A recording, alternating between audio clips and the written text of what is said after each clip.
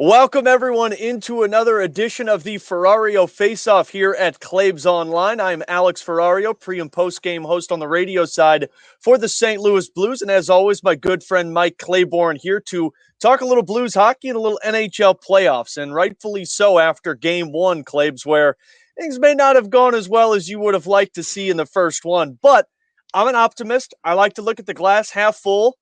If you go back and look, the Blues have had series where they've been down 1-0 before and they found a way to come back. And luckily, that one wasn't as embarrassing as you would think it would have been. No, I agree with you. I think that when you look at Colorado, maybe the most talented team in this tournament, it could have been worse. And you credit your goaltender for that. But I also think it sends a message to other players. Hey, you knew you had to be better. Mm-hmm. And Colorado is a team that certainly demands that respect, and you've got to figure out a way to get it done. And I guess what I look at more than anything else, you've been able to beat Colorado before. So I don't know how much you build on that, but I think you have to go back to the basics of winning a shift, winning a period, and winning a game. And all the other shenanigans that go into play, it's the playoffs, and I know you're trying to send messages for what that's worth. I don't think it has the impact that it used to. But I look at this team and just say, all right, the good players have to be better, plain and simple. We spend too much time talking about third and fourth line players and who's in the lineup, and they're going to give us a jump. I'm worried more about the six players up front who have been responsible. Well, I'm only worried about 5 of the 6. I never worry about Ryan O'Reilly. I think he's your best player virtually every night. But the rest of them got to step it up. Well, and even when David Perron's in the lineup, he's the other one that I don't worry about. But look, they didn't have David Perron. And that's where you expect your top players to play like your top players. And they talked about it the entire first couple of days going into that first game, Claibs, of no David Perron. If he is on the COVID list, what are they going to do? Braden Shen, Jaden Schwartz, Tyler Bozak, Craig Berube, they've all said it. You lose a guy, you have to step up and replace that guy by playing to that ability. But the problem was that Schwartz was non-existent in that game. I liked Braden Shen's game. The problem is he's supposed to be a goal scorer for you, and you're not getting goals from him. But I love the physicality he brings. But Tarasenko disappeared after his first 2 scoring chances in that first period. You didn't really see much from Tyler Bozak. Kyrou and Thomas. Kyrou scores the goal, but Thomas only has 1 shot on goal. You got a lot of guys that Doug Armstrong went into the season saying these are going to be our core pieces moving forward. That championship window is open, but the problem is these guys aren't contributing in the big moments right now. Yeah, I agree. So here's my question to you. And here I go again. I'm going back to third and fourth line. Is there a chance that you see a Klim Kostin? I think you have to. I understand Craig Berube wants the cup experience on the roster, but this is a different team right now. And watching the way that Colorado played, Claibs, they were fast and they weren't afraid to back down. 2 years ago, if I were to tell you that Braden Shen goes out there, lays a couple of big hits in the first period, and he gets into a fight, you tell me that Colorado's probably going to back down from that. They're packing in. They'd be done for the night. You're right. But they didn't do that. I mean, Gabriel Landeskog went right after Braden Shen in a clean hit. Nathan McKinnon was finishing off checks. Mikko Rantanen was sticking with. I mean, they didn't back down from the Blues. So if I'm Craig Berube, and look, I've never won a Stanley Cup. I've never even been to a Stanley Cup. So Klim Kostin makes some sense for me because Kyle Clifford is kind of a one-dimensional player, in my opinion, on that fourth line, where I think Klim Kostin can provide what Kyle Clifford does, but Kostin has that presence in front of the net. That was the one thing for me, Claibs, that I didn't see a lot of from the Blues. There wasn't anybody that was willing to go to the front of the net and take Philip Grubauer's eyes away, and I think Klim Kostin will do that. Yeah, and what's unfortunate that Clifford would be the expendable player. Right. And because I think Clifford, there is a place for Clifford because Clifford's won before. He brings that experience you were just talking about. Yeah. I think there's some other guys I'd send a message to because I see the same old story from certain players that, they're not good in their own end. They give up the puck too much. And this is a team that you got to be able to be in position to make them stop and start. You can't let them freewheel out of their own end because once they hit your blue line with a full head of steam, it's over. Mm-hmm. I mean, they're going to get a good shot or draw a penalty.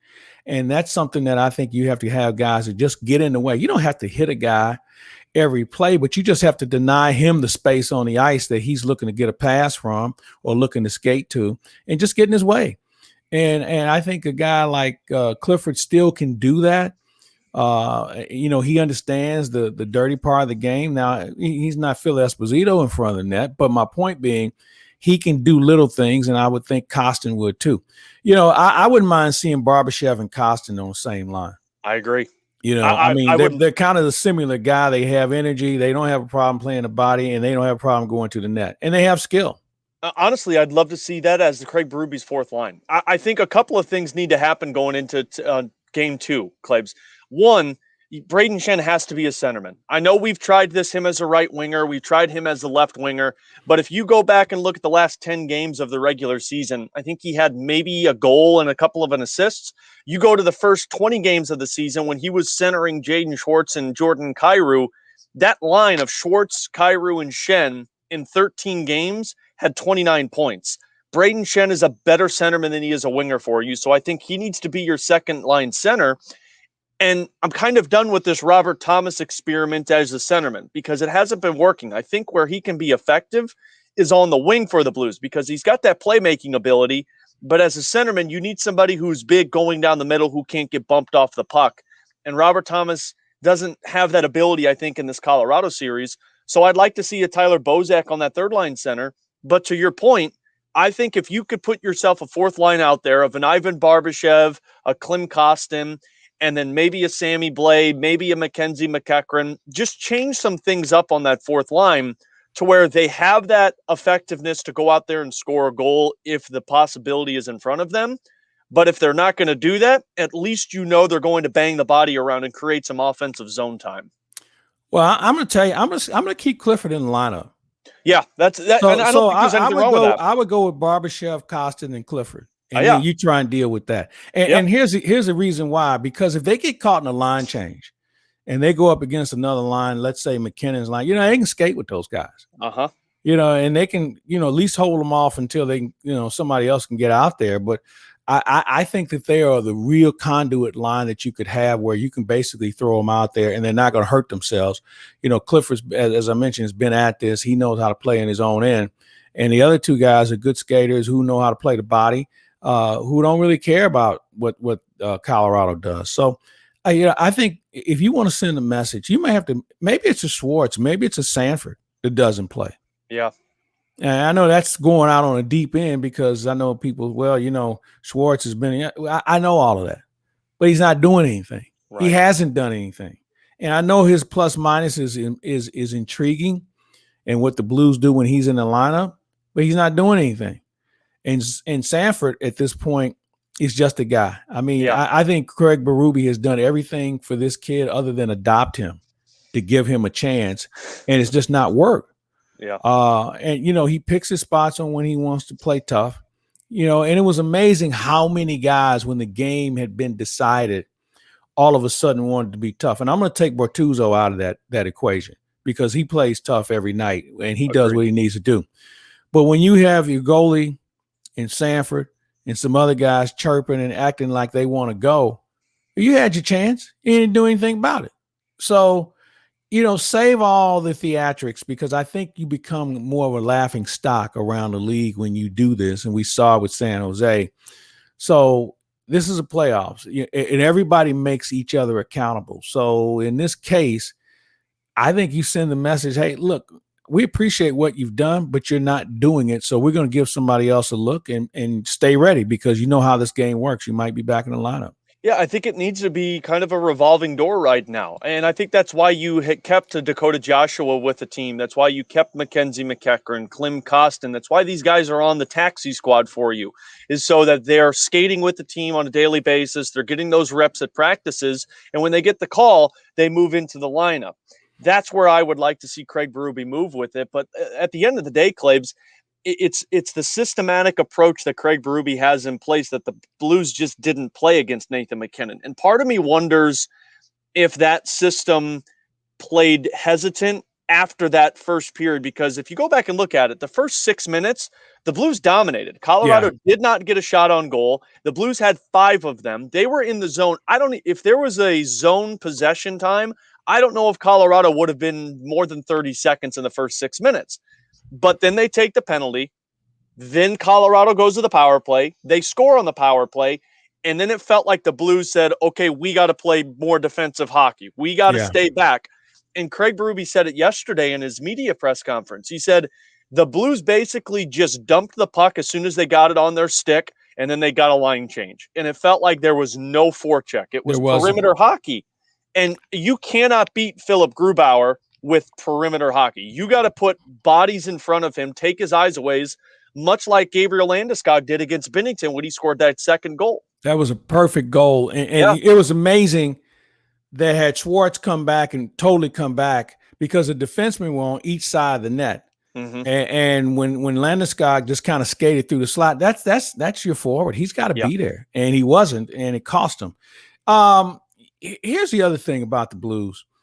I know they're on their heels a little bit with regard to just dump and chase, and they're not even chasing. Mm-hmm. They got to get that cycle going in the corner and force Colorado to become impatient and perhaps draw a penalty or wear them down. This is their game, and they've gotten away from it. They've got cycle, and I know cycle can be frustrating as a player and also as a fan. But if that's what you do, and that's what you do to force them to make a mistake, then you got to do it, because for you to start trying to play like you're the 85 Edmonton Oilers right now is not going to get you anywhere. So they've got to go back to what they know they can do, what they trust. The challenge is, does everybody trust it? And if you don't, then you probably aren't going to play, or you're going to get exposed. It seems like guys don't trust it. Like it seems like you got a couple of guys on a line that are willing to go in on it, but then you have one other player that wants to stay at the neutral zone because they're worried Colorado's cherry picking. You know, on the broadcast, Claibs, we do a segment in the second intermission called Know Your Blues, and I'll go back and I'll find different segments in the past of Blues history, and I'll play audio of it. So on Monday night, I played the Game 5 between the Blues and Sharks in 18-19. And the reason I'm bringing this up is the Blues scored 35 seconds into that hockey game. And I would argue San Jose then had a little bit better defensive core than Colorado does now. Burns, Carlson, Braun, a lot of guys on there. Yeah. But that play in that game, the Blues scored 35 seconds in because the fourth line, they dumped the puck in. Brent Burns has it on his stick behind the net. Alexander Steen goes in on the forecheck. He lays a heavy body check on Brent Burns. He bobbles the puck. Steen goes up to the front of the net. Barbashev's going to the net. One-time goal, back of the net. That's what the Blues did, and it was effective. Right now, it feels like you have one guy that's going in on the forecheck, and then you have two guys that are standing on the boards that are waiting for the puck to come to them. Whereas if you just go straight to the net, it seems like the puck's going to be there waiting for you. All right, we put this one to bed. We know what the Blues have to do tonight. I wanted to ask you quickly about the other playoff series, and we'll stay in the West. Well, if you want to call it the West. The one series that I'm intrigued by is Vegas and Minnesota. Minnesota is going to make it interesting for Vegas because they have nothing to lose. I think Vegas, from goal line out, is the best team, most complete team, because they can skate, they can score, they've got great goaltending. They're not afraid to play the body. And I was having this conversation with Kevin Weeks recently. Championship teams can play it any way you want to play it. And Vegas is the only team that can do that. The Blues could probably do it, but they just don't have as many players as Vegas does who've bought into the system. But that's going to be an interesting series because Minnesota is looking around like, wow, we're here. Mm-hmm. I don't know if they can beat Vegas, but they might be able to expose Vegas. I think so. One, going into that matchup, I think Vegas really was hoping Colorado would have lost to the LA Kings because Vegas's better matchup in the first round was against the Blues. Yeah. But for me, I think Minnesota missed out on an opportunity not winning that game last night against Vegas. And here's why. Vegas has looked vulnerable, but Vegas is also without Max Pacioretty. Yeah. And I think that dynamic really changes things. Now, look, when he comes back, he's day-to-day. I think he's going to be back for Game 3. Maybe he doesn't make that much of a difference because he's been out for some time. But Minnesota right now is they're taking advantage of a team that's a little shorthanded, but they're also winning that game because of their goaltending. It's funny how Minnesota and the Blues are very similar. To win Yeah. those series, it's going to come down to goaltending. Your goalies are going to have to rob you games. Jordan Binnington gave the Blues that chance. Cam Talbot did that in game one, nearly did that in game two.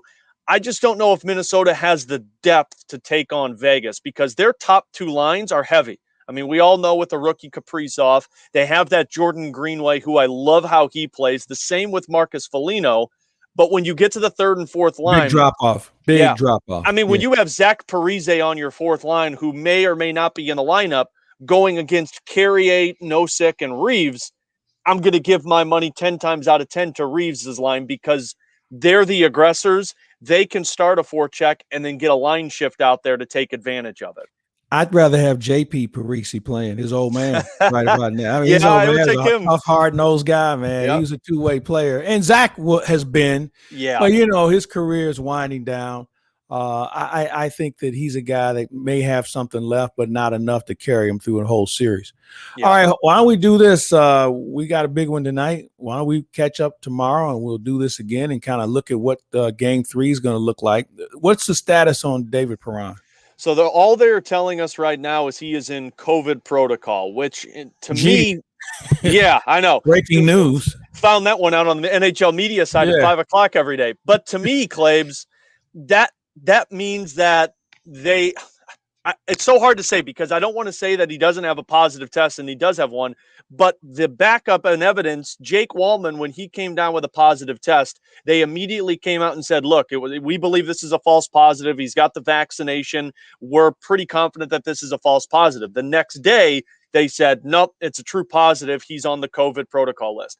They haven't done that with David Perron. So conspiracy theory Ferrario right here looks at this and thinks, well, maybe there's something we don't know with this situation right now where maybe Perron could be available for game number 2 because all they keep saying is he is in COVID protocol. So I think right now it's just a matter of fingers crossed and hope that David Perron can be available. But if it is a positive test and it is a true positive, you retroactive that to when he did come down with the positive, which was, I think it was that Friday after the Minnesota game.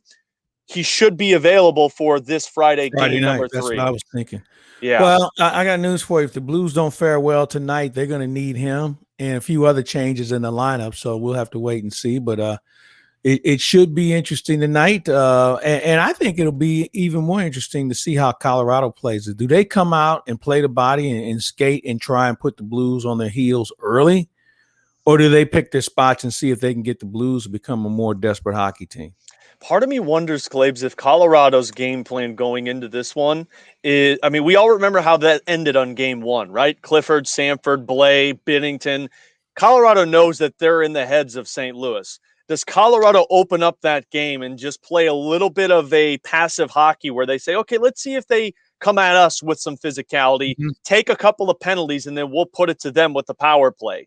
So if I'm the Blues, I think I want to come out fast. You got to come out heavy, but you also have to avoid getting into that nastiness style early on because the refs seem to blow whistles in the first period and then swallow them once you get to the third. Yeah, that's a good point you make. I think the only thing I feel the Blues have to come out and force the issue. You mentioned the dump and chase, and if they come out just trying to do that, they'll be on their heels for the rest of the night. So, yeah. You know what? I don't care. Take a penalty if you need to. Hit somebody and let Colorado know you're going to be here for a while. It just comes down to finishing checks, Claves. Yeah, I mean, look, that goal, I think it was the second goal of the hockey game, that one that was scored 30 seconds in, or maybe it was the third one. The goal happened because Marco Scandella didn't finish his check on Landeskog. Landeskog's on the board. If Scandella hits him hard enough, puck bounces off his stick. He doesn't pass it to Nathan McKinnon, who's coming down the slot. You got to finish your checks and make sure that you knock the guy off the puck rather than let them bounce off of it and come away with it. Good point. Claibs, this has been fun, man. Yeah, let's do this tomorrow. Let's do a little recap of game number 2 and see how the Blues fared and set up game number 3 and 4 back in St. Louis. Looking forward to it. All right, he's Mike Claiborne. I'm Alex Ferrario. Thank you, as always, for joining us on the Ferrario Face-Off. Blues and Avalanche, game number 2, a late one tonight. Claibs and I will be back with you tomorrow here at Claibs Online.